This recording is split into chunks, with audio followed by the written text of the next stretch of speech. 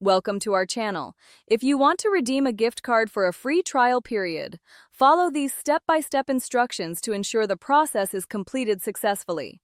Step 1. Open your device and navigate to the relevant app or settings menu. Make sure you have a stable internet connection before proceeding. Step 2. Locate the specific section or feature you need to access. This might be in the settings menu, account options, or within the main interface of the application. Step 3. Look for the option related to your task. It may be labeled with clear text or represented by an icon. Tap or click on it to proceed to the next screen. Step 4. Review any information or warnings displayed on the screen. Make sure you understand what will happen when you complete this action. Step 5.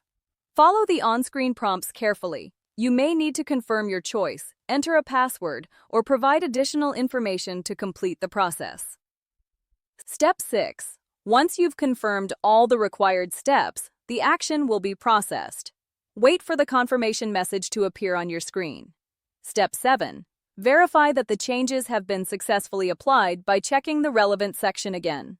This ensures everything has been completed as intended. Step 8.